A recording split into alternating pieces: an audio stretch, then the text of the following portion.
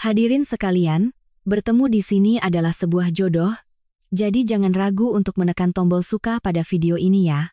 Semoga hadirin sekalian sehat selalu, dan selamat menikmati ceritanya. Namaku Sari, seorang wanita yang telah melewati usia 30 tahun, membawa dalam diriku kesabaran yang khas dari seorang wanita Jawa.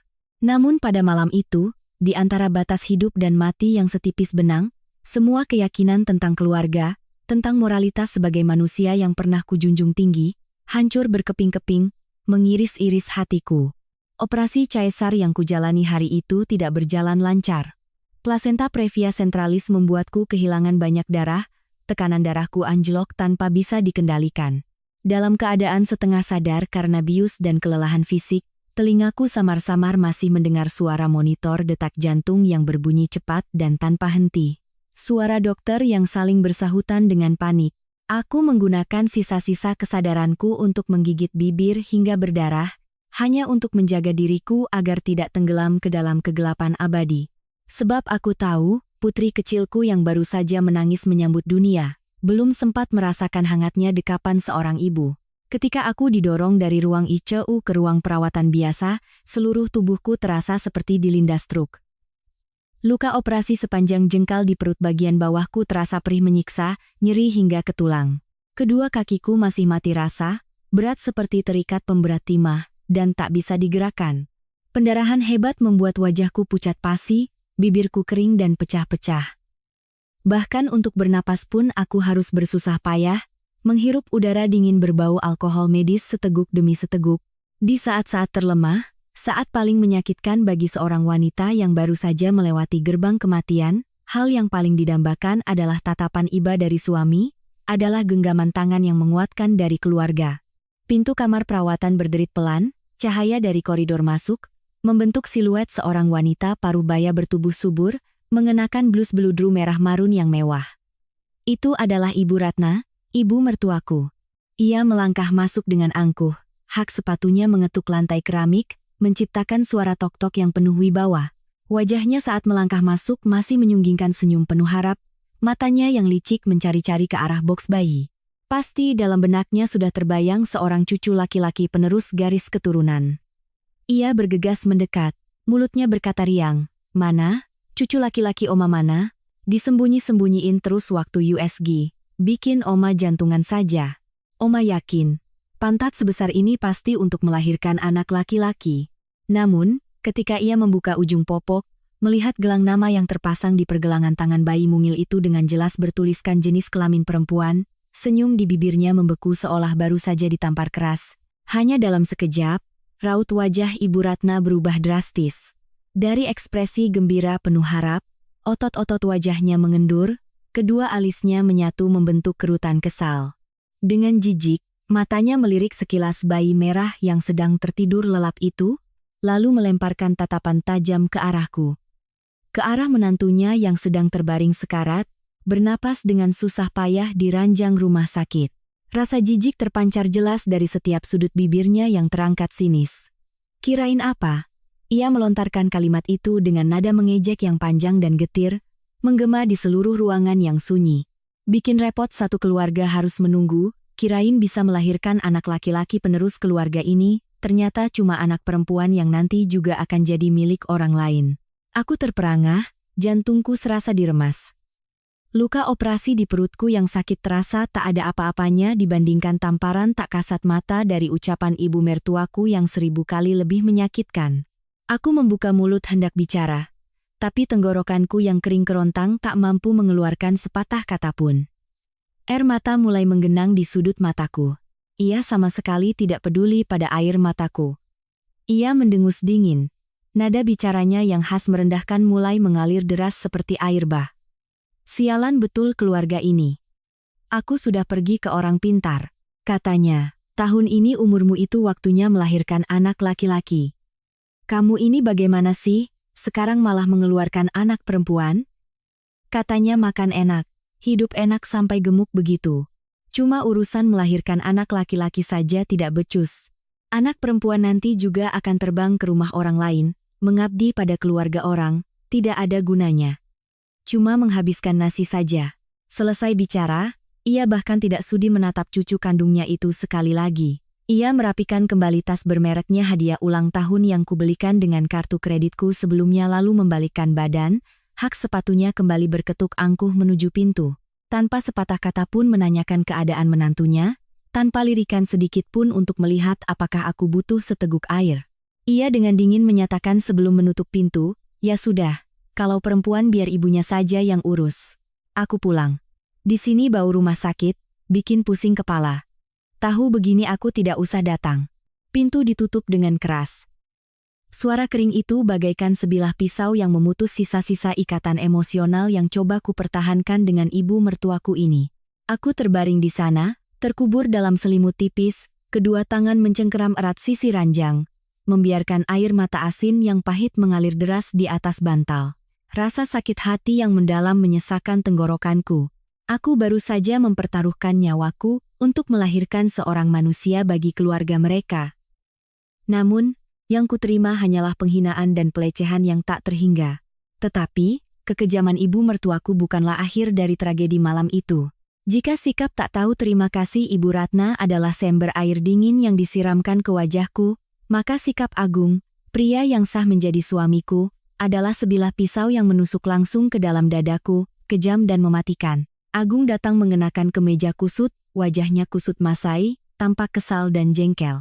Alih-alih menggenggam tangan istrinya yang baru saja selamat dari maut demi melahirkan anaknya, alih-alih merasa iba melihat bibirku yang pucat dan berdarah karena menahan sakit, ia malah berdiri angkuh di ujung tempat tidur, berkacak pinggang dan melontarkan kata-kata yang begitu dingin hingga menusuk tulang.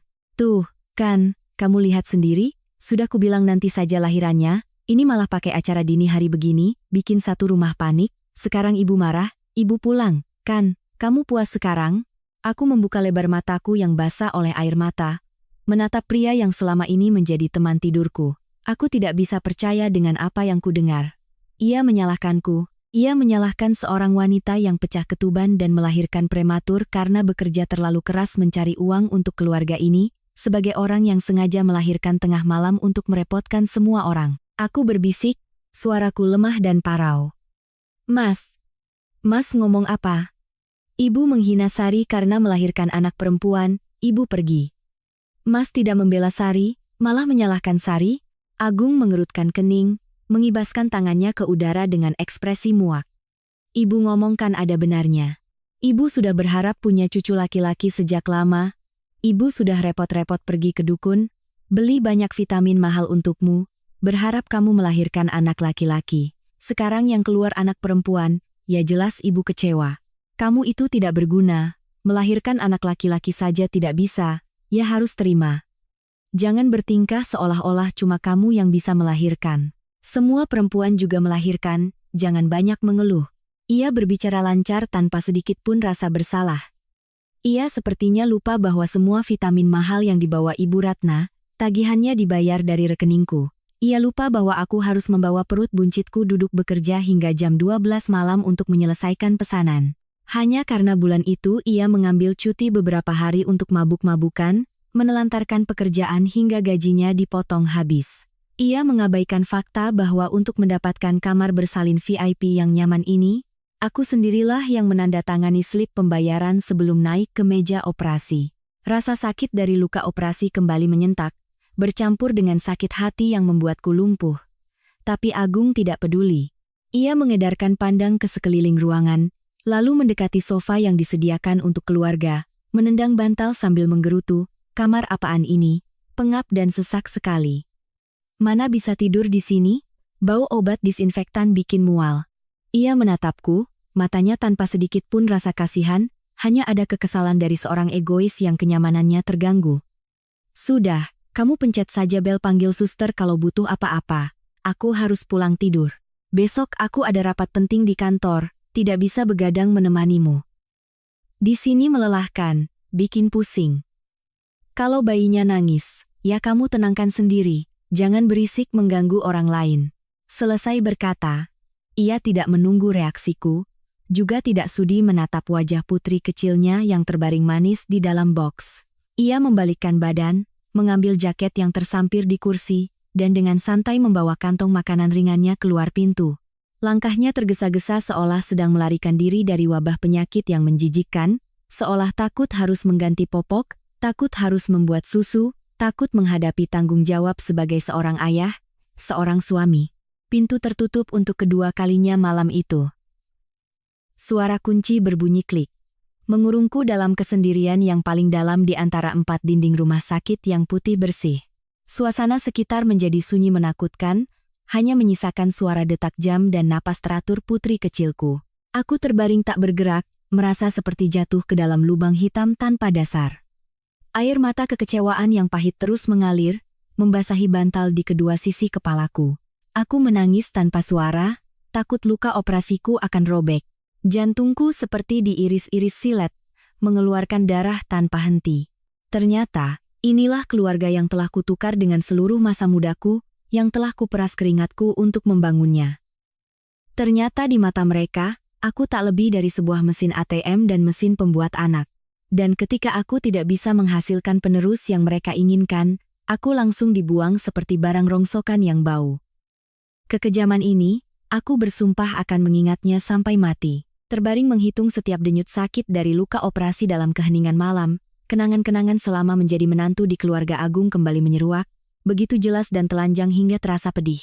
Air mata kepedihan malam ini bukanlah hasil dari emosi sesaat ibu mertua atau kelalaian sementara dari suami yang brengsek. Ini adalah tetes terakhir yang meluapkan gelas dari sebuah pernikahan beracun. Tempat di mana aku diperas hingga ke tulang sumsum, namun tetap harus tersenyum memainkan peran sebagai menantu yang berbakti. Saat menikah dulu, aku mengira telah menemukan pelabuhan yang damai. Agung saat itu tampak seperti pria kota yang baik hati, pekerjaan stabil, keluarga berkecukupan. Namun, topeng sempurna itu robek dengan cepat hanya setelah setengah tahun hidup bersama. Kebenaran yang telanjang terungkap, aku bukan menikah dengan seorang suami, melainkan membawa pulang seorang raja yang tidak becus, dan seorang ibu suri yang serakah tak terkira. Agung bekerja sebagai staf administrasi rendahan di sebuah perusahaan swasta, pasrah dengan gaji 5 juta per bulan. Di Jakarta yang serba mahal ini, 5 juta hanya cukup untuknya membeli kopi, rokok, dan sesekali mabuk bersama teman-temannya yang pengangguran. Ia tidak punya ambisi. Setiap kali aku menasihatinya untuk belajar bahasa asing atau mencari pekerjaan lain, ia akan meronta-ronta seperti cacing kepanasan, menuduhku sebagai wanita materialistis yang ingin menginjak-injak kepala suami. Ia selalu berhalusinasi tentang gengsi semu seorang pria asli Jakarta, padahal kenyataannya ia adalah seorang pengecut dan pemalas. Berbeda dengannya, aku peka terhadap pasar. Dari seorang karyawan media, aku memutuskan untuk bekerja sendiri, membangun platform online, menerima kontrak iklan, dan berjualan. Penghasilanku bisa 10 hingga 20 kali lipat dari gaji Agung yang pas-pasan. Dan secara alami, semua beban keuangan keluarga ini dilimpahkan ke pundakku. Tagihan listrik, air, internet, belanja harian, semua tagihan secara otomatis dipotong dari rekeningku. Setiap kali makan malam tidak ada salmon atau daging sapi Australia, Ibu Ratna pasti akan menaruh piringnya dengan kasar sambil berkata, "Akhir-akhir ini keuangan lagi seret ya, kok makannya seperti orang susah begini?" Tapi yang paling menyakitkan bukanlah soal lauk pauk, melainkan cara ia menjadikanku mesin ATM berjalan tanpa batas untuk melayani kesombongannya. Ibu Ratna, yang dikenal sebagai pensiunan terhormat, sebenarnya adalah pecandu pamer di media sosial.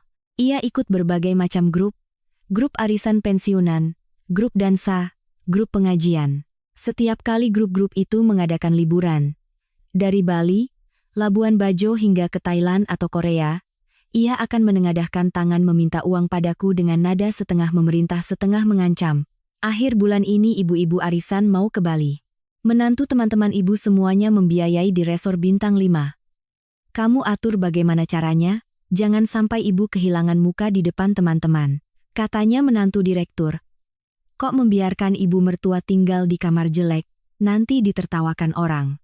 Demi kedamaian rumah tangga, aku bekerja membanting tulang, menggesek kartu kredit, membayar seluruh tiket pesawat kelas bisnis, memesan kamar VIP untuknya berlibur. Ketika ia berjalan-jalan di pusat perbelanjaan, membeli pakaian sutra, suplemen impor untuk diberikan kepada teman-temannya, kartu kredit tambahan atas namaku terus-menerus melaporkan transaksi. Dalam sebulan, Pengeluaran untuk belanja dan foya-foyanya bisa mencapai 20 juta. Ketika aku lelah dan mengeluh pada Agung, berharap ia bisa menasihati ibunya untuk lebih hemat, ia malah melotot dan menunjuk wajahku sambil membentak, "Kamu pelit sama ibuku, ya? Cari uang itu untuk apa kalau tidak bisa memberikan kehidupan yang layak untuk orang tua?"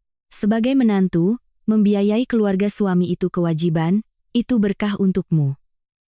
Jangan bawa-bawa sifat perhitungan orang kampungmu ke sini. Di rumah ini tidak ada tempat untuk menantu durhaka. Kewajiban. Dua kata itu seperti belenggu yang mengikat leherku. Pengorbananku, kerja kerasku hingga larut malam sampai mual, saat-saat aku pingsan kelelahan di meja kerja, semuanya dianggap sebagai hal yang wajar oleh mereka. Sebagai hal yang harus dilakukan oleh gadis kampung sepertiku untuk membalas status sebagai menantu orang kota. Mereka hidup dari hasil kerjaku, namun menginjak-injak harga diriku. Mereka memeras susuku hingga kering, lalu berbalik menghinaku. Mengingat semua itu, dalam kegelapan rumah sakit, aku merasa diriku begitu bodoh. Aku telah memelihara segerombolan parasit, dan ketika aku berada di titik terlemah, mereka datang untuk menggerogotiku tanpa ampun. Jam di dinding perlahan mendekati pukul 3 pagi. Efek obat pereda nyeri mulai habis, digantikan oleh kontraksi rahim dan nyeri dari sayatan operasi. Aku haus sekali hingga tenggorokan terasa terbakar. Ingin meraih botol air mineral di meja kecil samping tempat tidur, tetapi hanya dengan sedikit gerakan, rasa sakit yang menusuk langsung merobek perutku. Aku menekan bel memanggil perawat. Sesaat kemudian, seorang perawat muda masuk, membantuku menuangkan air dan mengatur selang infus. Melihat sekeliling kamar yang kosong melompong, ia bertanya dengan nada prihatin, "Bu, keluarganya kemana semua?" "Tadi saya lihat ada ibu mertua dan suami ibu masuk. Pasien pasca operasi caesar di hari pertama sangat lemah, harus ada yang mendampingi. Nanti kalau ibu mau ke toilet atau bayinya gumoh, bagaimana?" Kata-kata perawat itu, meskipun tulus, terasa setajam pisau, menusuk tepat ke luka hatiku yang sedang berdarah. Aku hanya bisa tersenyum getir, memalingkan wajah untuk menyembunyikan air mata yang siap tumpah. "Oh, keluarga saya ada urusan mendadak, jadi harus pulang, Mbak. Saya bisa urus diri sendiri." Ketika perawat itu pergi, keheningan kembali menyelimuti. Mendengar napas pelan putriku yang baru lahir, aku tiba-tiba sadar, aku tidak bisa terus-menerus lemah seperti ini. Aku tidak bisa mati perlahan dalam kedinginan orang-orang berhati beku itu. Dalam puncak kesendirian dan keputusasaan, insting untuk bertahan hidup dan keinginan untuk dicintai dan dilindungi mendorongku untuk mencari satu-satunya tempat yang tidak akan pernah mengkhianatiku, orang tuaku. Tanganku gemetar, meraba-raba di bawah selimut mencari ponsel. Layar ponsel menyala dalam kegelapan malam. Aku menekan nomor telepon ke kampung halaman. Setiap nada sambung terasa seperti berlangsung selama 1 abad. Di kampung, saat ini orang tuaku pasti sedang tertidur lelap setelah seharian bekerja di sawah. "Halo, Sari, Nak." Suara ibu yang masih mengantuk namun penuh kekhawatiran terdengar di seberang sana. Hanya dengan satu kata "nak" itu, semua pertahananku, semua dinding duri yang kubangun, runtuh seketika. Aku menangis sejadi-jadinya. Tangisan pilu yang tertahan akhirnya pecah, memecah kesunyian kamar. "Ibu, Sari sudah melahirkan. Operasi caesar, Bu."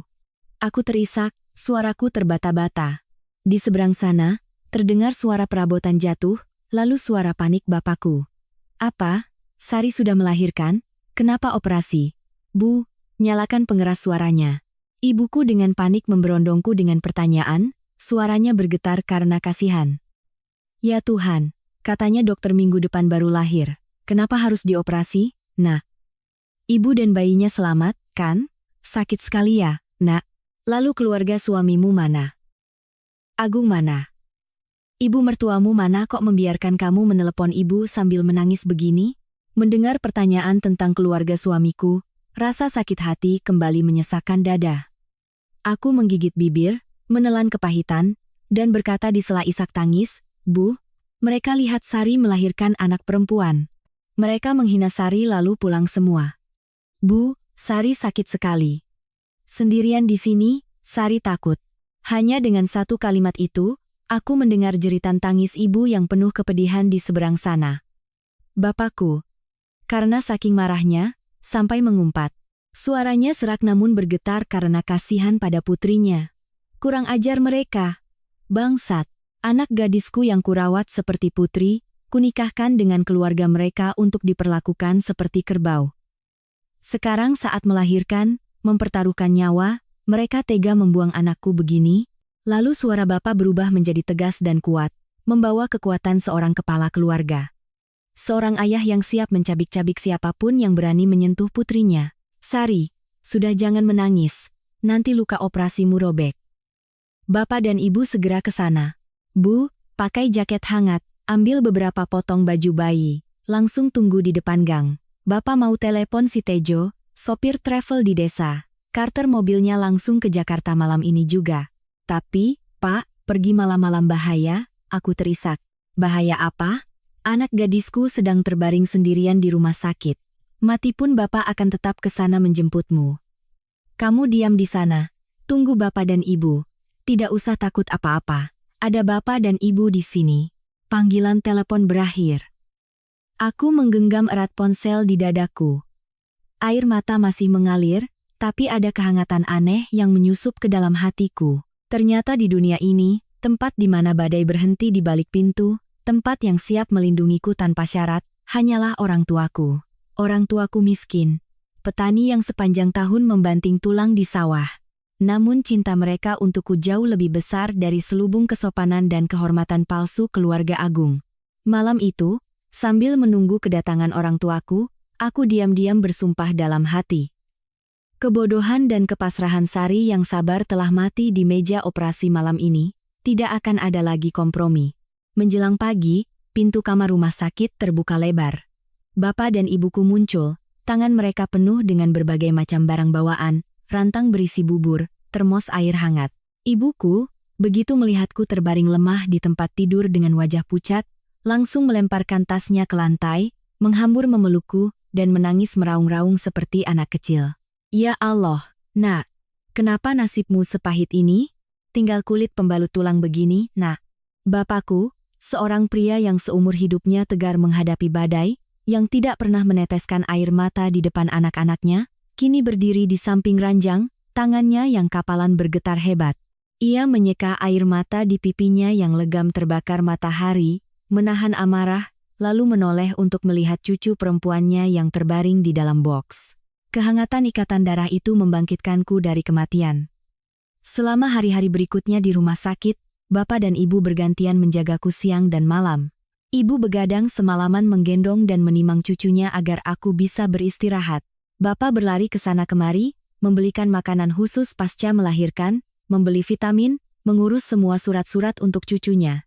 Dan selama itu pula, keluarga Agung tidak ada kabar sama sekali. Tidak ada telepon, tidak ada pesan singkat, tidak ada satupun yang muncul di rumah sakit. Meskipun rumah mereka hanya berjarak kurang dari 5 kilometer dari sini. Sikap dingin yang menganggapku sampah itu tak ubahnya sebuah tantangan terang-terangan.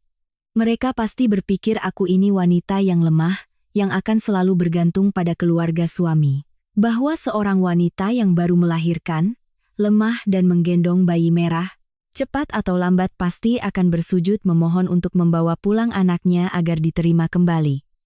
Mereka pikir stempel keluarga suami adalah kartu truf tertinggi untuk menginjak-injakku sesuka hati.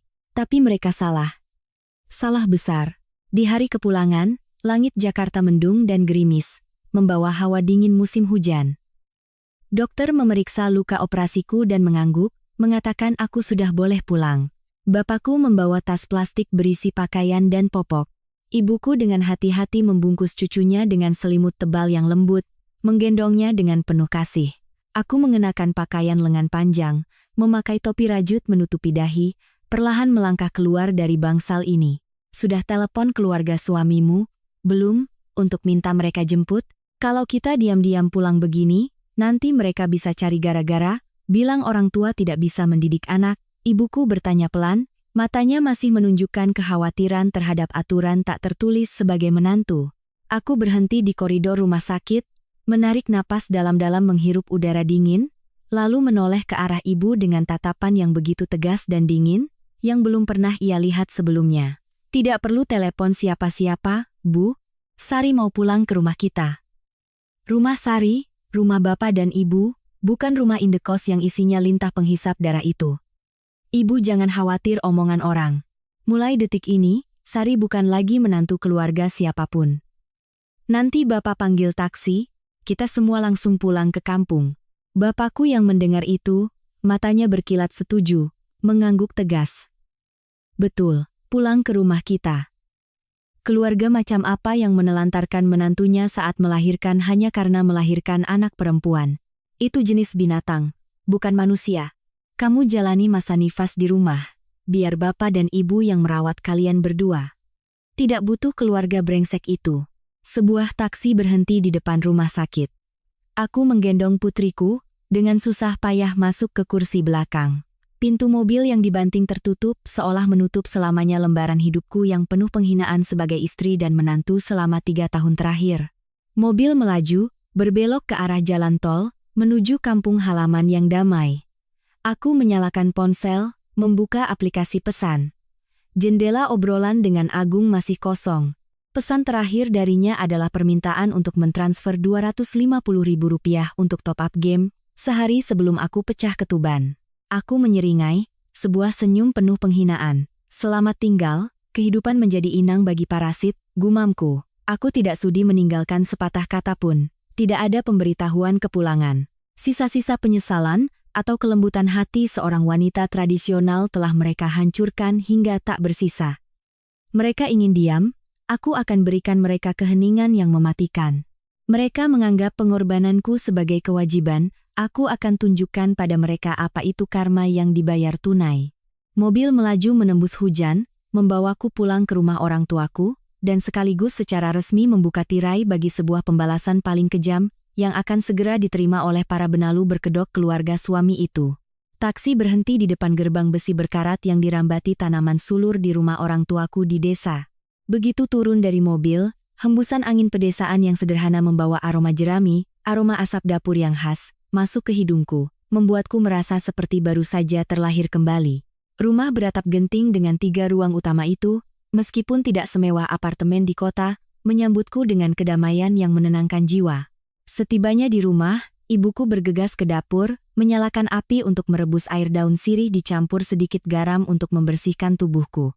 Bapakku dengan susah payah mengeluarkan boks bayi dari rotan yang sangat kecil dari dalam kamar, yang telah ia anyam sendiri sejak mendengar kabar aku hamil, dengan hati-hati melapisi bagian dalamnya, dengan selimut katun paling lembut untuk menyambut cucu pertamanya. Melihat kedua orang tuaku yang rambutnya mulai memutih, sibuk hilir mudik, keringat membasahi dahi mereka, namun mata mereka berbinar bahagia melihat bayi mungil yang tertidur pulas, hatiku terasa sesak. Masa-masa nifas setelah itu adalah hari-hari di mana aku hidup seperti seorang ratu sejati. Bukan dengan kekuatan kartu kredit, tetapi dengan cinta tanpa batas dari orang tuaku. Setiap pagi, ibuku bangun sebelum fajar, pergi ke pasar untuk membeli sayur katuk paling segar, memilih potongan iga sapi terbaik untuk dimasak menjadi sup agar ASIku melimpah. Makanan untukku selalu tersaji hangat. Semangkuk daging cincang yang ditumis dengan kunyit, semangkuk sup sayur katuk dengan daging giling yang manis. Malam hari, begitu bayiku sedikit merengek, ibuku langsung terbangun, mengambil alih tugas menggendong dan menenangkannya agar aku bisa tidur nyenyak dan luka operasiku cepat sembuh. Bapakku, pria yang terbiasa memegang cangkul, kini dengan canggung belajar cara menyiapkan air mandi untuk cucunya, berjalan berjinjit setiap kali bayi kecil itu tidur. Kehangatan dan perhatian dari orang tuaku ini tiba-tiba menjadi cermin yang memantulkan betapa kejam dan menjijikkannya orang-orang yang mengaku sebagai keluarga suamiku. Di malam yang sunyi, sambil memeluk putri kecilku, aku menatap langit-langit kamar. Pikiran-pikiran berkecamuk seperti air bah, apa salahku? Aku mengorbankan masa mudaku, membanting tulang mencari uang seperti orang gila, mengurus keluarga suami mulai dari sayuran hingga liburan mewah bintang 5 agar ibu mertuaku bisa pamar. Aku menempatkan mereka di atas kepalaku, sabar menahan sifat patriarki dan gengsi semu dari suami bergaji 5 juta. Tapi apa hasilnya? Mereka menganggapku mesin uang, mesin pembuat anak. Ketika aku mempertaruhkan nyawa melahirkan seorang anak perempuan, mereka langsung membuangku ke tempat sampah, mencela, dan menelantarkanku di rumah sakit. Semakin kupikirkan, kebencian semakin mendidih dalam darahku. Aku benci kebodohanku sendiri selama 3 tahun terakhir. Melihat keringat orang tuaku yang jatuh karena kasihan pada anak dan cucunya, aku tersadar. Mengapa aku harus menggunakan keringat dan air mataku untuk menggemukkan segerombolan parasit tak tahu malu? Mengapa aku harus membiarkan putriku tumbuh di lingkungan yang menjunjung tinggi pemikiran patriarki kolot yang merendahkan perempuan? Tidak. Kesabaran telah mati. Menantu penurut bernama Sari telah mati di meja operasi hari itu. Aku harus menuntut keadilan untuk diriku dan putriku. Aku mengelus lembut rambut tipis putriku, menggigit bibir hingga berdarah untuk menelan kepahitan. Saat itu juga, dalam keheningan malam pedesaan, sebuah keputusan yang akan mengubah seluruh takdirku telah ditetapkan. Tegas, dingin, dan tak tergoyahkan. Aku akan bercerai. Tapi sebelum menandatangani surat yang akan menyingkirkan orang-orang itu dari hidupku, aku akan menggunakan tanganku sendiri untuk mencekik semua jalur kehidupan mereka, memutus semua sumber bantuan, agar mereka merasakan penghinaan dan kepahitan dari kemiskinan yang seharusnya menjadi takdir mereka. Sementara aku menjalani masa nifas, menikmati setiap suap bubur hangat penuh cinta di rumah ibuku, di apartemen di Jakarta Sarang yang telah kuisi dengan perabotan dari uangku sendiri, suasananya justru riuh seperti pesta. Dari cerita tetangga yang akrab denganku dan dari bayanganku yang sudah sangat hafal dengan sifat mereka, aku tahu persis betapa senangnya Ibu Ratna dan Agung selama aku tidak ada. Mereka sama sekali tidak merasa bersalah atau khawatir tentang menantu yang baru saja dioperasi menghilang dari rumah sakit. Sebaliknya, mereka menganggapnya sebagai drama murahan yang konyol. Dalam pikiran sempit para benalu, mereka yakin sejauh apapun aku pergi, aku pasti akan kembali ke palungan bernama keluarga suami. Karena mereka yakin, wanita yang bercerai adalah aib, barang buangan yang tidak akan dilirik siapapun. Rumah yang tidak kurapikan, dalam waktu kurang dari seminggu, telah berubah menjadi tempat sampah. Piring kotor menumpuk berjamur, berbau asam di wastafel. Lantai penuh dengan abu rokok Agung dan jejak sepatu kotor. Tapi mereka tidak peduli, mereka sibuk menikmati kebebasan tanpa tangisan bayi. Ibu Ratna mengenakan daster sutra mahal yang baru kubelikan bulan lalu, menyilangkan kaki di sofa impor Italia, satu tangan memegang remote TV, tangan lainnya mengambil keripik kentang. Agung berbaring di karpet, matanya terpaku pada layar ponsel bermain game, sesekali mengumpat keras. Siang itu, ibu dan anak itu memutuskan untuk memanjakan diri dengan makanan enak. Agung mengambil ponselnya, menjelajahi aplikasi pesan antar makanan. Dengan kebiasaan yang mendarah daging, ia secara otomatis memilih pembayaran melalui kartu kreditku yang sudah terhubung di ponselnya. Lobster panggang keju, bistik sapi wagyu. Makan siang seharga lebih dari 2 juta diantar langsung ke pintu. Mereka menatanya di atas meja kaca, makan sambil tertawa-tawa, menyindir ketidakhadiranku dengan kata-kata yang begitu kejam. Biarkan saja dia, Ibu Ratna menyeringai, menyesap segelas anggur.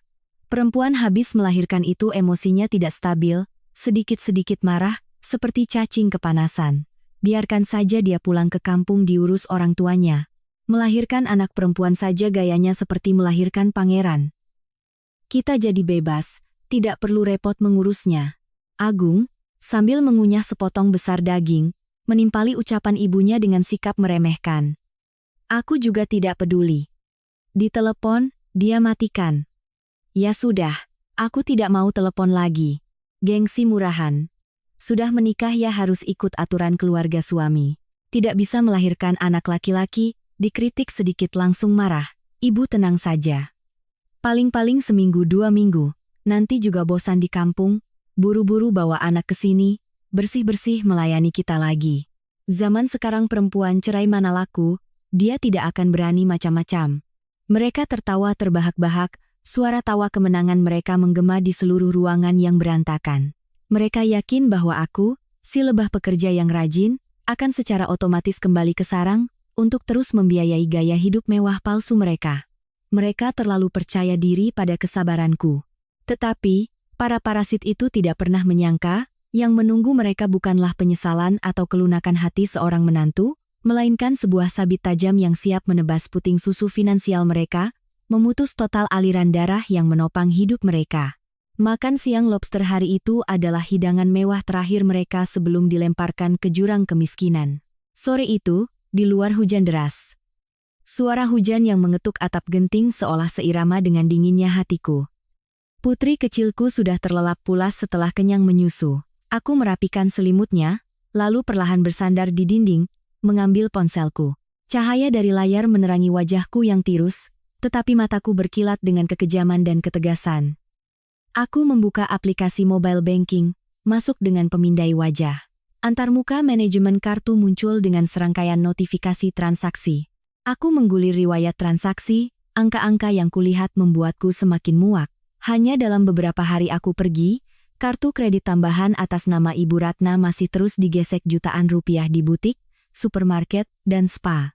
Kartu yang terhubung di aplikasi Agung juga terus terpakai untuk pesanan makanan mahal dan top-up game. Makan dari keringat dan darah orang lain enak sekali, ya? Aku tertawa sinis, ibu jariku mulai melakukan serangkaian eksekusi. Langkah pertama, batalkan kartu tambahan. Aku memilih kartu kredit tambahan dengan limit 50 juta yang pernah kuberikan pada Ibu Ratna. Klik tombol blokir kartu secara permanen. Sebuah kotak dialog muncul, apakah Anda yakin ingin memblokir kartu ini? Tanpa ragu sedetik pun, aku menekan ya. Satu langkah selesai. Langkah kedua, hapus semua tautan pembayaran. Aku masuk ke pengaturan dompet digital dan aplikasi pesan antar di akun Agung, yang kata sandinya aku ketahui. Aku menghapus bersih semua tautan kartu bankku di sana. Mulai sekarang, kalau mau makan lobster, mau naik taksi mewah, silakan pakai gaji 5 jutamu yang tidak seberapa itu. Langkah ketiga, dan ini adalah pukulan mematikan. Batalkan pembayaran tagihan otomatis. Apartemen itu atas namaku. Semua tagihan listrik, air, internet, dan biaya layanan apartemen setiap bulan dipotong otomatis dari rekening gajiku. Aku ingat gaya Ibu Ratna menyalakan AC 16 derajat dengan jendela terbuka. Aku ingat Agung memasang paket internet termahal agar bisa bermain game tanpa lag. Setiap bulan, uangku terkuras setidaknya 4 juta untuk semua itu. Aku masuk ke menu pembayaran tagihan, satu persatu memilih batalkan pembayaran otomatis untuk nomor pelanggan listrik, air, dan internet apartemen itu. Tidak berhenti di situ, aku segera menghubungi bank, meminta untuk mengubah semua kata sandi transaksi, dan mencabut akses dari semua perangkat lain selain ponsel yang ada di tanganku. Aku menutup semua celah, mengeringkan semua sumber bantuan. Setelah semuanya selesai, perasaan lega yang aneh menyebar ke seluruh tubuhku. Dadaku terasa ringan seolah baru saja melepaskan batu seberat ribuan ton. Melihat ikon gembok berwarna merah di layar, aku tersenyum dingin. Aku tahu, hanya dalam beberapa hari, saat borok yang ditutupi ini terungkap, saat tenggat waktu pembayaran tagihan tiba, sarang semut yang sombong itu akan hancur lebur. Aku dengan santai meletakkan ponselku, memejamkan mata menikmati suara hujan. Pembersihan telah dimulai. Nikmati saja perlahan-lahan, wahai para lintah darat.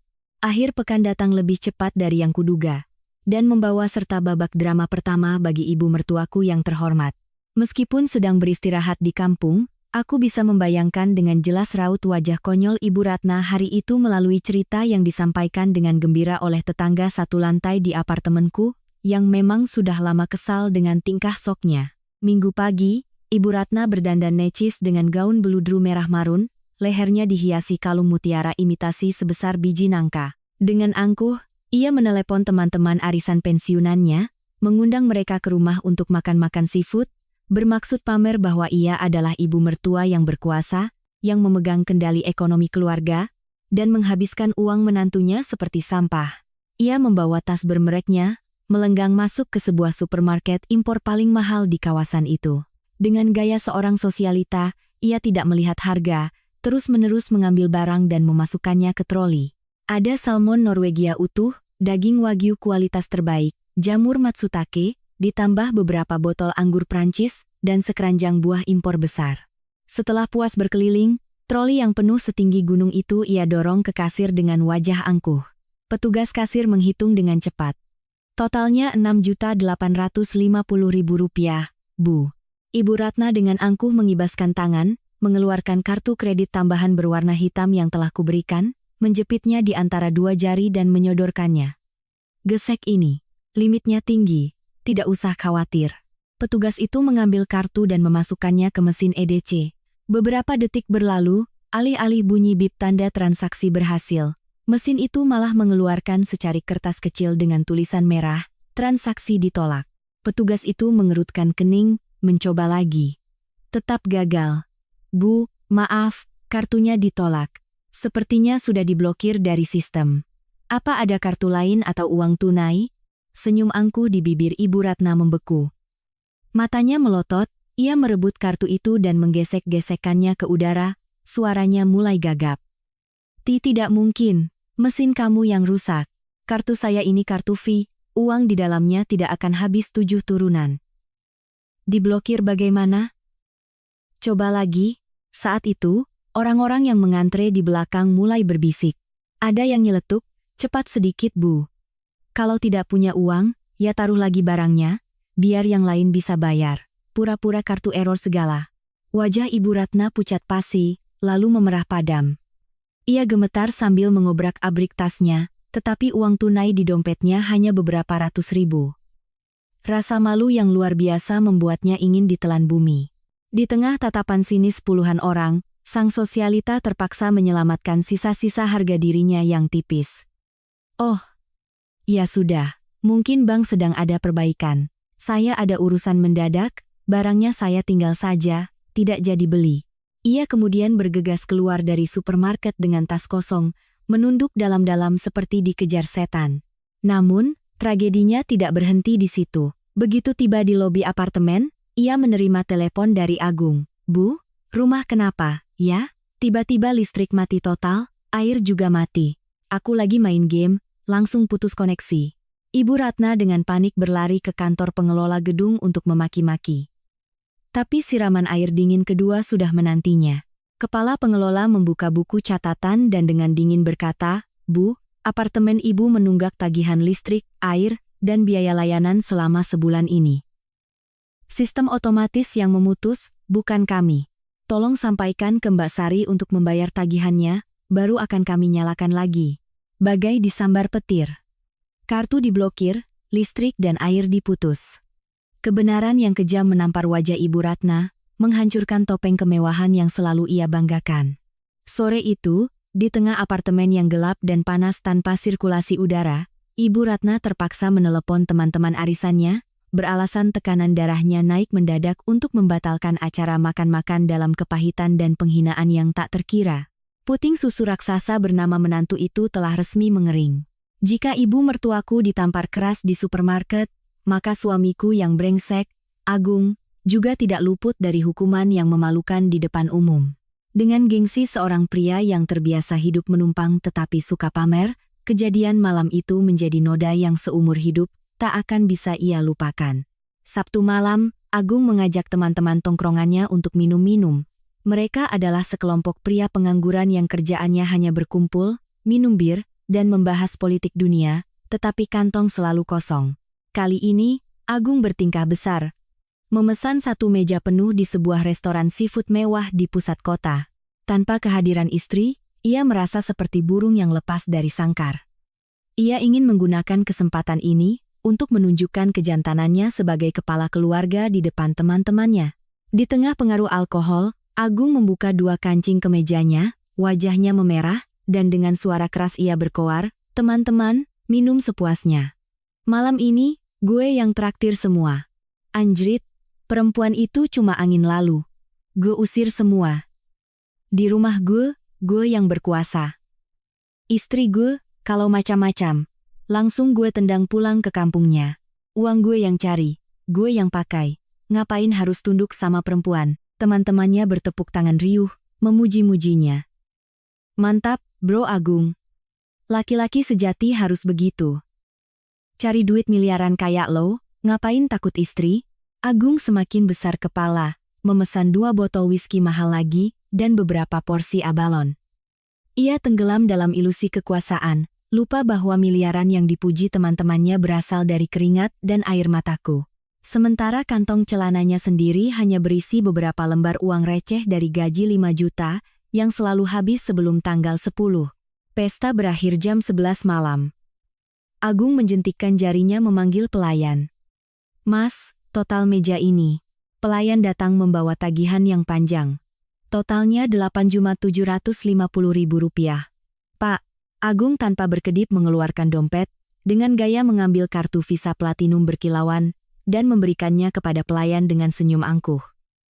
Gesek ini Mas. 3 menit kemudian, pelayan itu kembali dengan wajah bingung. Pak, maaf, kartunya ditolak.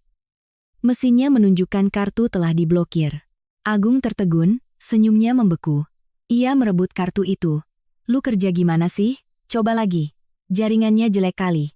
Pelayan itu dengan sabar mencoba 3 kali lagi di depan teman-teman Agung. Mesin EDC itu terus berbunyi gagal, transaksi tidak berhasil, menggema di restoran yang mulai sepi. Suasana menjadi sangat canggung. Teman-teman Agung yang tadinya mabuk mulai sadar. Tatapan mereka berubah dari kagum menjadi curiga, lalu menjadi cibiran. Seorang temannya yang gemuk tertawa sinis.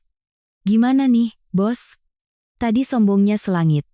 Limitnya habis atau keran dari rumah ditutup? Kalau nggak punya duit, bilang aja, ngapain sok-sokan pakai kartu VIP, bikin malu.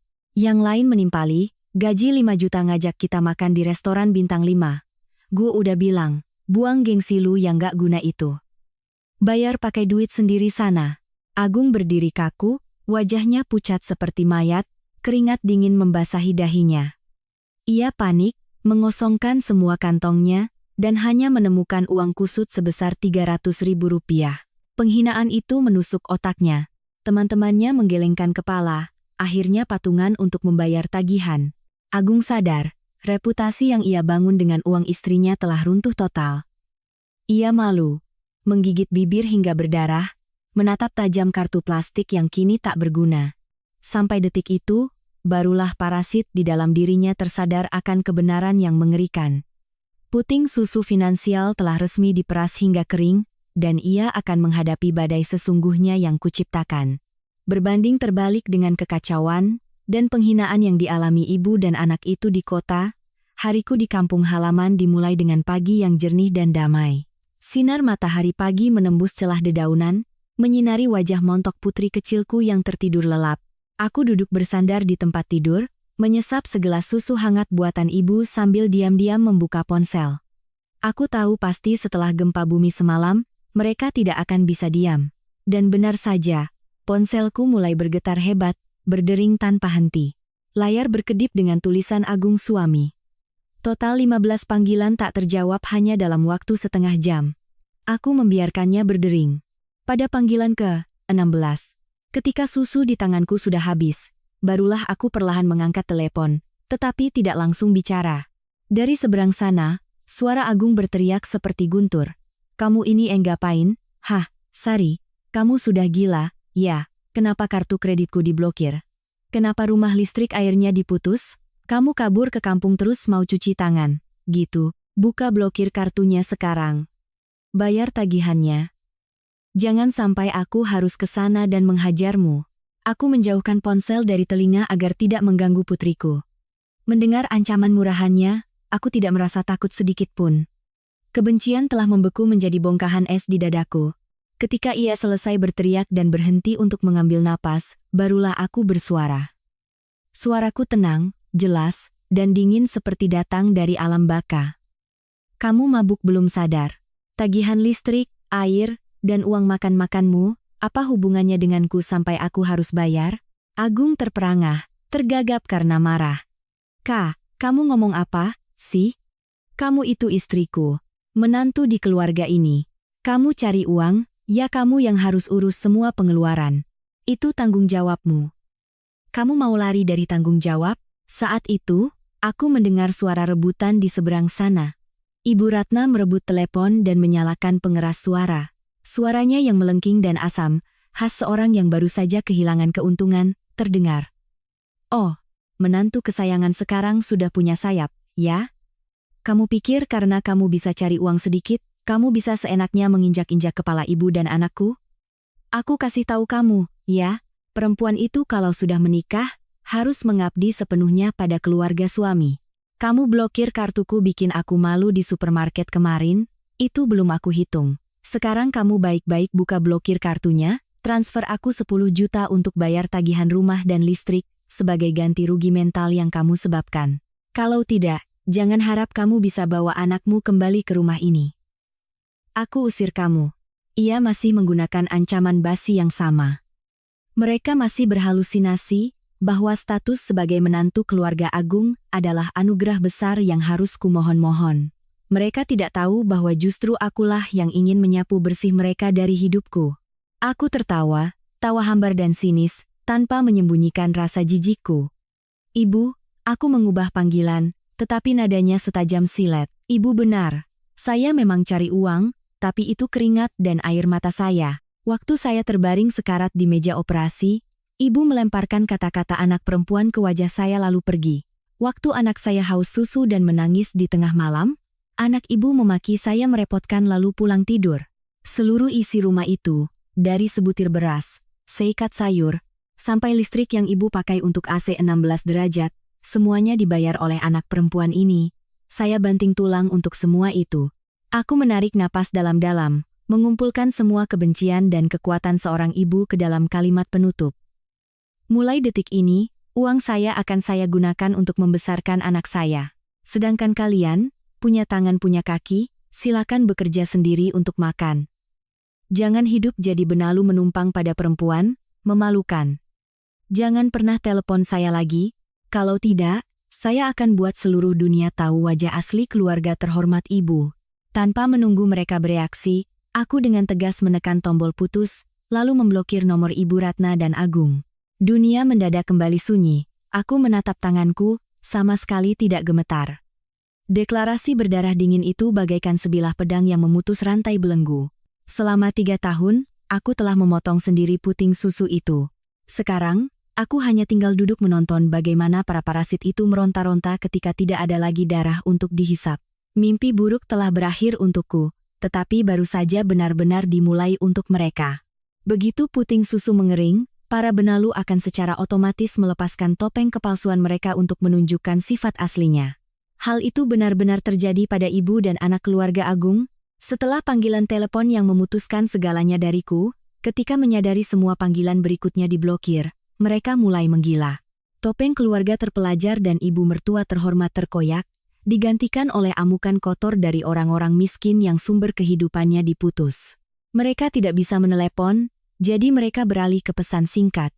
Puluhan SMS dan pesan WhatsApp dari nomor-nomor tak dikenal membanjiri ponselku seperti hujan asam. Aku membukanya.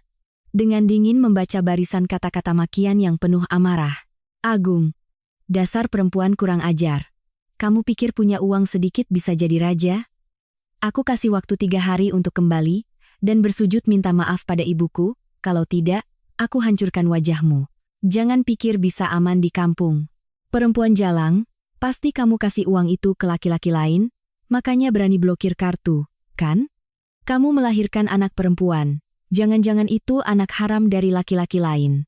Aku akan seret kamu ke pengadilan. Aku akan rebut hak asuh anak, biar kamu hidup lebih sengsara dari mati. Ibu Ratna, menggunakan nomor lain, mengirim pesan-pesan caci maki yang beracun. Dasar orang kampung tidak berpendidikan. Kalau orang tuamu tidak bisa mendidikmu, biar aku yang ajari. Sudah menumpang hidup di rumah suami, sekarang malah berani mencekik leher. Tunggu saja, aku akan buat perusahaanmu tahu kamu ini jenis menantu durhaka. Lihat saja apa kamu masih punya muka untuk berbisnis. Jika ini adalah Sari 3 tahun yang lalu, mungkin aku akan hancur, menangis meraung-raung, atau ketakutan hingga menelepon untuk meminta maaf. Tetapi Sari yang sekarang tidak. Melihat tulisan-tulisan kotor itu, aku tidak merasa sakit hati, hanya merasa mual dan lucu. Seorang pria bergaji 5 juta menuntut hak asuh anakku, seorang ibu mertua benalu yang menghabiskan 20 juta sebulan untuk foya-foya mengancam akan menghancurkan bisnisku. Benar-benar katak dalam tempurung, berhalusinasi sampai tingkat yang menyedihkan. Aku tidak membalas 1 titik pun. Aku dengan tenang mengambil tangkapan layar setiap pesan, menyimpan tanggal, waktu, dan nomor pengirimnya. Panggilan suara berisi ancaman yang tersimpan di kotak suara, juga kusimpan dengan hati-hati kedua akun cloud yang berbeda. Aku tahu, dalam pertarungan hukum, air mata tidak menyelesaikan masalah, hanya bukti bajalah yang menentukan kemenangan. Setelah mengumpulkan cukup bukti penghinaan dan ancaman, aku menelepon Lina, teman kuliahku yang sekarang menjadi pengacara spesialis kasus perceraian. Lin, ini aku, Sari. Aku sudah putuskan. Aku akan menceraikan Agung. Di seberang sana, Lina menghela napas. Akhirnya kamu sadar juga, Sar. Sudah berapa kali aku nasihati, kamu tetap saja sabar. Kali ini ada apa sampai begitu tegas? Aku dengan tenang menceritakan semuanya, dari malam mengerikan di ruang pemulihan, sikap kejam ibu mertua, hingga kelakuan Agung dan ancaman mereka setelah aku memblokir kartu. Lina terdiam sejenak, lalu mengumpat. Brengsek banget. Kamu tenang saja, biar aku yang urus. Tugasmu sekarang adalah kumpulkan semua rekening koran selama 3 tahun terakhir. Buktikan kamu satu-satunya yang membayar semua tagihan, belanja, dan cicilan untuk keluarga mereka. Ambil juga kwitansi biaya operasi dari rumah sakit, minta rekam medis untuk membuktikan kamu membayar semuanya sendiri. Lalu pesan-pesan makian dan ancaman itu bagaimana? Tanyaku. Simpan, jangan dihapus. Itu bukti kekerasan psikis yang sangat kuat. Pengadilan sekarang sangat melindungi perempuan dan anak. Dia mengancammu, aku akan pakai itu untuk meminta perintah perlindungan dan membuktikan karakternya yang buruk. Dia mengancam merebut hak asuh anak? Hah, tertawa saja. Pria bergaji 5 juta, tidak punya aset, kena kasus kekerasan verbal. Mana ada hakim yang mau menyerahkan anak kepadanya? Percakapan dengan Lina memberiku suntikan kekuatan. Aku mulai membangun benteng pertahanan yang tak tertembus. Aku diam-diam menyiapkan berkas perceraian, menyiapkan bukti-bukti, dan mempersiapkan mental untuk pertempuran tanpa kompromi. Mereka ingin bermain kotor, aku akan menggunakan hukum untuk menampar wajah mereka. Kamar Masanifasku bukan lagi tempat untuk menangis, melainkan telah menjadi markas komando untukku menebar jaring, menangkap gerombolan parasit itu, dan membuat mereka membayar setiap luka yang telah mereka goreskan pada ibu dan anakku. Kesulitan membuat orang membuka mata. Dan ketika para benalu terdesak ke sudut, mereka akan menggigit membabi buta tanpa peduli harga diri. Hanya 3 hari setelah aku memutus bantuan, kehormatan keluarga Agung runtuh total, digantikan oleh serangan paling kotor, dan tak tahu malu yang pernah kusaksikan. Itu adalah suatu pagi akhir pekan yang tenang di desa. Aku sedang melipat popok bayi di dalam rumah. Bapakku di luar sedang mengiris batang pisang untuk pakan ayam, dan ibuku sibuk di dapur merebus air. Tiba-tiba, keheningan dipecahkan oleh suara rem mobil yang berdecit keras di depan gerbang rumahku. Pintu mobil dibanting, diikuti oleh serangkaian makian yang memekakan telinga. Aku mengintip dari tirai jendela. Benar saja, mereka datang. Dipimpin oleh Ibu Ratna, diikuti oleh Agung dan adik perempuannya yang pengangguran, Rini, yang kerjaannya hanya meminta uang padaku untuk membeli tas dan kosmetik. 3 wajah yang memerah dan berkeringat setelah perjalanan jauh, dengan ganas menyerbu gerbang rumahku seperti gerombolan perampok. Buka pintunya. Mana si Sari? Keluar kamu. Ibu Ratna memungut sebuah batu bata dan menggedor-gedor gerbang besi. Agung berdiri di sampingnya, berkacak pinggang, dengan angkuh berteriak, Pak, Bu, keluar. Lihat ini kelakuan anak emas kalian, sudah menikah tidak mau mengurus suami, malah kabur bawa anak. Berani-beraninya memblokir kartu, memutus listrik. Kalian mendidik anak macam apa? Hah? Rini pun tak mau kalah, ikut berteriak agar para tetangga mendengar. Wui, warga, lihat ini. Jenis menantu kabur dari suami. Sudah keenakan hidup menumpang, sekarang berani berkhianat. Rumah ini tidak sudi menerima perempuan jalang. Keluar kamu. Ikut kami pulang biar kami ajari sopan santun. Keributan itu langsung menarik perhatian warga desa yang penasaran. Para tetangga mulai menjulurkan kepala dari pagar, berbisik-bisik. Mereka sengaja membuat keributan, menggunakan tekanan sosial desa untuk memaksa orang tuaku menyerah, dan memaksaku untuk tunduk. Mereka pikir orang tuaku adalah petani miskin yang penakut. Mereka pikir aku akan takut orang tuaku malu dan segera berlari keluar untuk memohon ampun. Tapi mereka telah salah perhitungan. Mereka tidak tahu bahwa meskipun orang tuaku sederhana, cinta mereka pada putrinya lebih kuat dari ancaman manapun. Mendengar gerbang digedor dan putrinya dihina, bapakku melempar pisaunya ke tanah.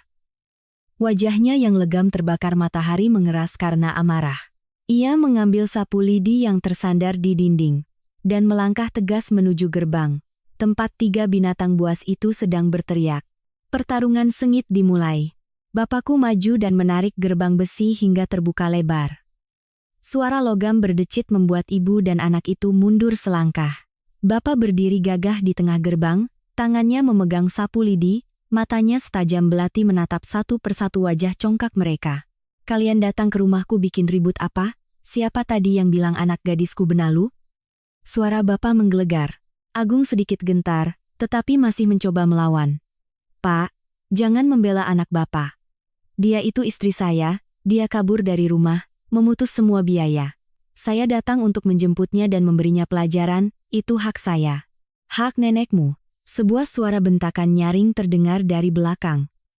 Ibuku keluar dari dapur, wajahnya memerah karena amarah. Naluri seorang ibu yang melindungi anaknya telah bangkit. Ia melangkah maju, menunjuk wajah Ibu Ratna, dan mulai membeberkan semua kebusukan keluarga mereka. Ibu Ratna, buka mata Anda lebar-lebar. Keluarga Anda katanya orang kota terpelajar, tapi hidupnya seperti parasit penghisap darah. Anda bilang anak saya benalu? Kurang ajar. Anak laki-laki Anda gajinya cuma cukup buat beli popok anak. Semua biaya hidup, listrik, air, liburan, semuanya dari hasil kerja keras anak saya yang membiayai kalian. Dia membuat kalian hidup enak, tapi saat dia mempertaruhkan nyawa di meja operasi, Anda lihat cucu perempuan Anda sekali lalu mencibir dan pergi. Anak Anda juga kabur.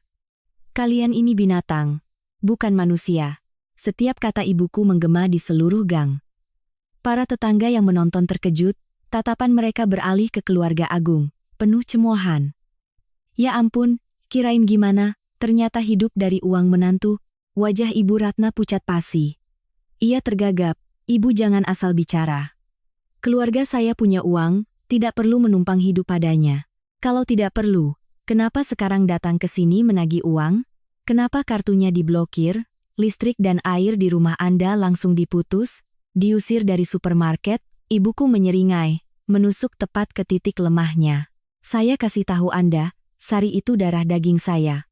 Di rumah Anda, dia dianggap sampah. Tapi di sini, dia adalah emas permata. Dia melahirkan anak perempuan, saya malah semakin senang. Saya tidak butuh cucu dari keturunan tak tahu berterima kasih seperti keluarga Anda. Agung, melihat ibunya dihina, naik pitam dan hendak maju. Orang tua, diam kamu. Belum selesai ia bicara, Bapak sudah mengayunkan sapu lidi ke depan wajahnya, membenturkannya keras ke tanah. Berani kamu sentuh istriku, aku patahkan kakimu. Parasit, pergi dari tanahku. Aku hitung sampai 3, kalau kalian tidak pergi, aku panggil polisi untuk menangkap kalian karena membuat keributan. Ketiganya membeku. Mereka benar-benar terkejut dengan perlawanan sengit orang tuaku. Mereka terbiasa menindasku, jadi mereka pikir bisa dengan mudah menginjak-injak keluargaku. Tapi hari ini, di hadapan benteng kokoh cinta seorang ayah dan ibu, topeng tak tahu malu mereka terkoyak, memperlihatkan wujud yang hina dan lemah di hadapan seluruh desa. Mereka perlahan mundur, mata Agung panik mencari-cari sosokku dengan putus asa. Di luar gerbang, kerumunan tetangga semakin ramai, bisikan dan tawa mereka menusuk langsung ke arah ibu dan anak itu.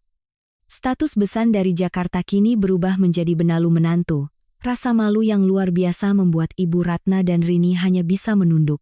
Saat itulah, aku memutuskan untuk keluar. Aku mengenakan pakaian rumah yang rapi, wajahku tenang dan dingin. Di tanganku bukan bayi, melainkan selembar kertas A4 yang tercetak rapi.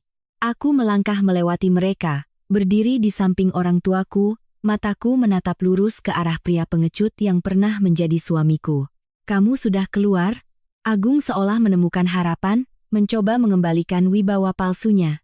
Kamu lihat orang tuamu menghina keluarga suami?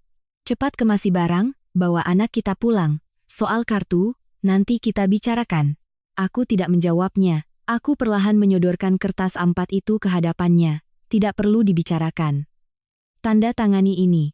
Agung melirik ke bawah. Tulisan besar dan tebal surat gugatan cerai menampar matanya. Ia terbelalak, pupil matanya mengecil. Ibu Ratna dan Rini juga ternganga, tidak percaya dengan apa yang mereka lihat. Mereka selalu yakin seorang wanita yang baru melahirkan anak perempuan akan mati ketakutan ditinggal suami. Mereka tidak pernah membayangkan skenario di mana akulah yang akan menendang mereka keluar dari hidupku. Kakakmu gila? Agung tergagap. Kesombongannya lenyap, digantikan oleh kepanikan. Cerai? Kamu pikir siapa kamu? Kamu pikir setelah cerai bisa bawa uang itu untuk laki-laki lain? Aku tidak akan tanda tangan. Tidak akan pernah. Benar, jangan tanda tangan. Ibu Ratna ikut panik. Ia sadar akan bahaya yang sesungguhnya. Jika bercerai, puting susu itu akan hilang selamanya. Aku tertawa, tawa yang begitu hambar dan menghina. Aku menatap mata Agung dan berkata dengan jelas agar semua tetangga mendengar. Kamu menyesal kehilanganku, atau menyesal kehilangan kartu kreditku, kehilangan mesin ATM ini? Dengar baik-baik. Surat ini sudah aku tanda tangani. Hartaku sebelum menikah, uang yang kucari sendiri, akan tetap jadi milikku. Anakku, aku yang melahirkan, aku yang akan membesarkan. Kamu tidak tanda tangan juga tidak apa-apa. Aku akan ajukan gugatan sepihak ke pengadilan. Bukti kamu menelantarkan istri dan anak di rumah sakit, bukti aku membiayai seluruh keluargamu selama 3 tahun, pengacaraku sudah siapkan semuanya. Rasa takut akan kemiskinan membuat Agung kehilangan kendali. Ia merebut surat cerai itu dari tanganku, merobeknya menjadi serpihan-serpihan. Aku robek. Aku tidak akan tanda tangan. Kamu istriku. Kamu harus melayani keluarga ini sampai mati. Ia berteriak putus asa. Aku hanya menatap dingin serpihan kertas di kakiku. Robek saja. Aku sudah mencetak 100 lembar. Siap-siap saja terima panggilan dari pengadilan. Sekarang, enyah dari rumahku sebelum bapakku memanggil polisi. Bapakku maju selangkah, sapu lidi kembali diketukkan ke tanah. Para tetangga mulai bersorak mengusir mereka. Benalu tidak tahu malu, pulang sana. Di bawah tekanan rasa malu dan teriakan warga, ketiganya akhirnya berbalik, masuk ke dalam taksi dengan penuh kehinaan. Mobil itu melaju, melarikan diri dari desa yang damai, meninggalkan di belakangnya sebuah vonis mati bagi kehidupan foya-foya mereka. Hari pembalasan bagi para parasit telah resmi dimulai. Aksi gila Agung merobek surat cerai di halaman rumahku hari itu hanyalah rontaan putus asa dari seekor lintah yang akan dicabut dari mangsanya. Ia pikir dengan merobek kertas itu aku akan takut. Ia salah. Sore itu juga, aku menelepon Lina, pengacaraku, dan langsung mengajukan gugatan cerai sepihak ke pengadilan agama di wilayah tempat tinggalnya. Ketika menerima surat panggilan dari pengadilan, Agung tahu ia tidak bisa lari lagi. Sifat pengecutnya muncul. Karena tidak bisa mendapatkan uang dan tidak bisa memaksaku kembali, ia beralih ke cara kotor, menggunakan media sosial untuk menjatuhkanku. Suatu malam, teman-teman dan mitra bisnisku ramai-ramai mengirimkan tautan sebuah unggahan panjang di Facebook Agung. Ia memerankan diri sebagai pria malang yang ditinggalkan oleh istri yang sombong karena kaya. Ia mengarang cerita menyedihkan bahwa ia sabar menghadapi istri yang emosional, yang menghina ibunya. Bahwa aku merasa hebat karena punya uang lalu kabur bersama anakku, yang baru lahir untuk bersama pria lain. Ia bahkan menyertakan foto punggung ibunya, yang sedang menyeka air mata, dengan keterangan yang munafik. Seperti dugaannya, unggahan itu viral. Netizen yang mudah terhasut mulai menyerangku, memakiku sebagai menantu durhaka, dan mengancam akan memboikot bisnisku. Agung mengirimiku pesan provokatif. Lihat kekuatan netizen, cabut gugatanmu, transfer uang ke rekeningku, lalu pulang minta maaf pada ibu. Kalau tidak, aku akan buat kamu hancur. Aku tertawa terbahak-bahak. Kamu suka main media sosial, ya? Biar aku ajari bagaimana rasanya senjata makan tuan. Aku tidak perlu membela diri. Lina, pengacaraku, yang turun tangan. 2 jam setelah unggahan Agung viral, sebuah akun anonim menjatuhkan sebuah bom berupa file PDF di kolom komentar teratas. Judulnya, Kebenaran di balik suami bergaji 5 juta dan ibu mertua parasit. Isinya adalah tamparan telak yang membuat siapapun terkejut. Ada salinan rekening koran yang menunjukkan aliran dana puluhan juta setiap bulan dari rekeningku ke kartu tambahan Ibu Ratna untuk belanja barang mewah. Ada bukti pembayaran semua tagihan rumah tangga, bahkan untuk acara minum-minum Agung. Yang lebih mengerikan, ada kwitansi biaya operasi atas namaku, disertai rekaman suara Agung yang memakiku, menyebutku melahirkan anak perempuan sial, lalu kabur dari rumah sakit. Terakhir, serangkaian tangkapan layar pesan-pesan ancaman dan permintaan uang dari mereka. Angin berbalik arah dengan cepat. Netizen yang melihat bukti-bukti tak terbantahkan itu langsung berbalik menyerang Agung. Ribuan orang membanjiri profilnya dengan makian yang jauh lebih kejam. Ya Tuhan, laki-laki gaji 5 juta mau traktir ibu liburan pakai uang istri? Pengecut. Istri habis operasi ditinggal sendirian? Kamu itu binatang, bukan manusia. Sudah jadi benalu, masih pura-pura jadi korban. Manusia kotor. Agung panik, tidak sanggup menghapus komentar dan memblokir pengguna. Ia diteror oleh pesan-pesan dari orang tak dikenal. Keesokan harinya, rekan kerjanya tahu dan mulai menyindirnya, membuatnya malu tak berani mengangkat kepala. Tidak tahan dengan tekanan, ia menghapus unggahannya, mengunci akun Facebooknya, dan menghilang. Pertarungan di dunia maya berakhir dengan kekalahan telak yang memalukan baginya. Hari sidang perceraian tiba. Langit Jakarta mendung, sama seperti wajah ibu dan anak itu saat memasuki gedung pengadilan. Mereka tidak lagi memiliki kesombongan seperti saat datang ke kampungku. Ibu Ratna tampak kuyu, berjalan di belakang Agung yang terlihat kacau dengan mata cekung. Aku masuk ke ruang sidang dengan sikap yang berlawanan. Aku mengenakan setelan berwarna krem yang elegan, rambutku disanggul rapi, wajahku memancarkan kepercayaan diri. Lina berjalan di sampingku, membawa setumpuk berkas bukti yang tebal. Saat mata Agung bertemu denganku, ia cepat-cepat membuang muka, tampak sangat takut. Di persidangan, ia masih mencoba berkelit, mengatakan aku depresi pasca melahirkan dan meminta hak asuh anak. Lina segera berdiri, dengan senyum sinis ia membantah dan menyajikan semua bukti. Rekening koran, kwitansi rumah sakit, rekaman suara ancaman. Semuanya dipaparkan di hadapan majelis hakim. Yang terhormat majelis hakim, klien saya tidak depresi. Ia sepenuhnya sadar bahwa ia telah dieksploitasi dan mengalami kekerasan psikis secara kejam. Terdakwa, dengan penghasilan 5 juta per bulan, tanpa aset, dan memiliki riwayat menelantarkan istri saat melahirkan serta melakukan ancaman verbal, sama sekali tidak memiliki kapasitas moral maupun finansial untuk mendapatkan hak asuh anak. Agung berdiri kaku. Kata-kata Lina seperti tamparan bertubi-tubi. Setelah mempertimbangkan, hakim mengetuk palu. Gugatan ceraiku dikabulkan. Aset seperti apartemen dan mobil tetap menjadi milikku karena terbukti dibeli dengan uang pribadiku sebelum menikah. Agung tidak mendapat sepeser pun. Hak asuh anak sepenuhnya jatuh kepadaku. Agung diwajibkan memberikan nafkah anak sebesar 2 juta per bulan. Mendengar harus mengeluarkan uang, sifat pelitnya langsung muncul. Ia memelas kepada hakim. Yang mulia, tolong pertimbangkan. Gaji saya hanya 5 juta. Saya masih harus sewa rumah.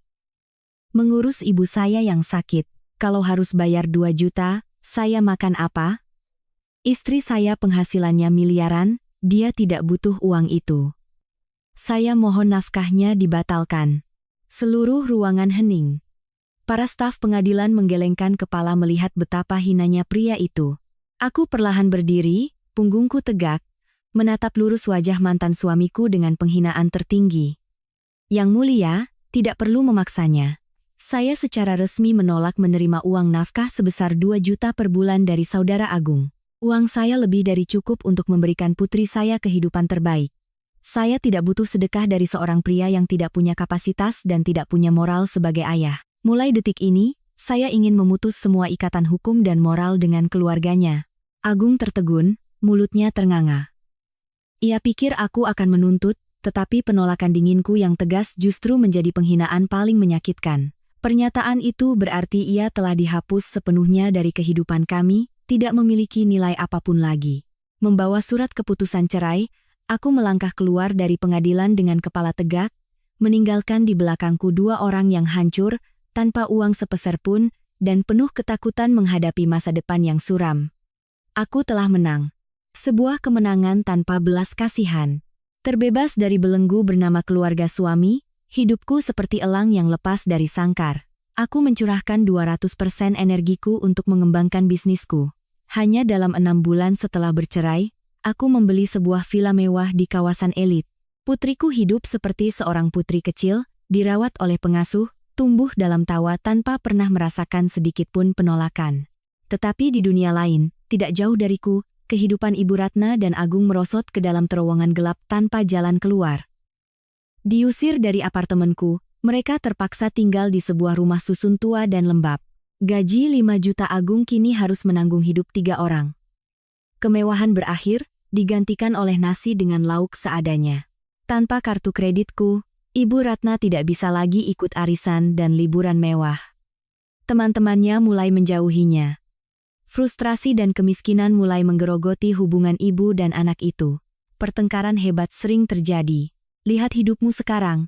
Laki-laki tidak berguna. Dulu kalau kamu bisa merayunya, kita tidak akan sengsara begini. Teriak Ibu Ratna suatu malam. Ibu diam. Ibu juga yang salah.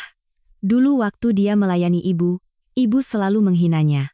Waktu dia melahirkan, ibu maki dia melahirkan anak perempuan lalu kabur. Dia benci karena sikap ibu. Jangan salahkan aku, balas Agung, membanting piringnya, hingga pecah. Pertengkaran dan saling menyalahkan menjadi makanan sehari-hari mereka. Tekanan hidup dan rasa malu mengubah Agung menjadi pribadi yang kacau. Ia mendambakan uang cepat. Ia terjerumus ke dalam judi online. Awalnya menang sedikit, ia merasa seperti dewa judi. Ia menghabiskan seluruh gajinya. Ketika kalah, ia mulai meminjam dari teman-teman, lalu terjerat pinjaman online dengan bunga selangit. Hutangnya menumpuk hingga hampir 1 miliar. Ia mencuri cincin emas terakhir milik ibunya untuk berjudi, dan tetap kalah. Teror dari penagih utang dimulai. Mereka menelepon kantornya, menyebar fotonya sebagai penipu di media sosial. Agung dipecat dengan tidak hormat. Puncaknya, para preman datang ke rumahnya, menyiram cat merah dan mengobrak-abrik isi rumah. Ibu Ratna pingsan saat tahu putranya terlilit utang sebesar itu. Untuk melunasi utang, mereka terpaksa menjual murah rumah susun satu-satunya yang mereka miliki. Tanpa rumah, tanpa uang, ibu dan anak itu akhirnya menyewa sebuah kamar kontrakan sempit beratap seng di sebuah gang kumuh yang bau. Harga yang harus dibayar untuk sifat benalu, gengsi, dan ketidaktahuan berterima kasih telah menenggelamkan mereka ke dasar masyarakat. 3 tahun berlalu. Untuk membayar cicilan harian kepada rentenir dan membeli minuman keras, Agung, yang dulu seorang pria kantoran berkulit putih, kini menjadi kurus kering dan bekerja sebagai kuli panggul di Pasar Induk Kramat Jati. Suatu sore di bulan Oktober, hujan deras mengguyur Jakarta. Agung sedang bertelanjang dada, membungkuk memanggul sekarung durian yang berat, berjalan terseok-seok melintasi lumpur di depan sebuah mal mewah untuk mengantar barang. Tepat saat itu, sebuah Mercedes hitam mewah berhenti di lobi VIP. Seorang sopir membukakan payung. Dari kursi belakang, seorang wanita glamor turun. Itu adalah aku. Aku mengenakan gaun beludru hitam yang anggun, menggandeng tangan putri kecilku yang ceria. Mama, nanti setelah beli mainan, kita makan es krim, ya? Tentu sayang. Ayo masuk, nanti kedinginan, jawabku lembut. Saat aku berbalik, mataku tanpa sengaja bertemu dengan mata seorang kuli yang berdiri membeku tidak jauh dari sana. Itu Agung. Ia berdiri di sana, kotor oleh lumpur, karung di pundaknya tampak begitu berat, hingga kakinya gemetar. Matanya menunjukkan keterkejutan, penyesalan, dan sebersit harapan akan belas kasihan. Ia menatap anak perempuan, yang dulu ia hina sebagai anak perempuan sial, yang kini hidup seperti seorang putri di dunia, yang tidak akan pernah bisa ia sentuh lagi. Namun, sebagai balasan atas tatapan putus asanya, tidak ada kebencian atau kepuasan di mataku. Aku hanya menatapnya dengan keheningan yang membekukan, meliriknya sekilas seolah ia hanyalah sebutir debu di jalan, tidak berarti sama sekali. Aku memalingkan muka, tersenyum, dan dengan angkuh menggandeng putriku masuk ke dalam mal yang terang benderang, meninggalkan di belakangku hujan yang dingin. Karung di pundak Agung jatuh ke tanah, isinya berhamburan. Di tengah hujan lebat, pria malang itu jatuh berlutut di lumpur. Ia memeluk wajahnya dan menangis tersedu-sedu. Tangisan keputusasaan dan penyesalan yang terlambat menyatu dengan deru hujan. Ia akhirnya mengerti, hukuman paling kejam di dunia ini bukanlah dibalas dendam, melainkan dilupakan sepenuhnya oleh orang yang pernah ia injak-injak, yang kini hidup cemerlang, dan menganggapnya seolah-olah telah mati. Perempuan dilahirkan bukan untuk bersabar dan pasrah. Pengorbanan tanpa syarat untuk orang yang salah, hanya akan menciptakan para benalu yang tidak tahu berterima kasih.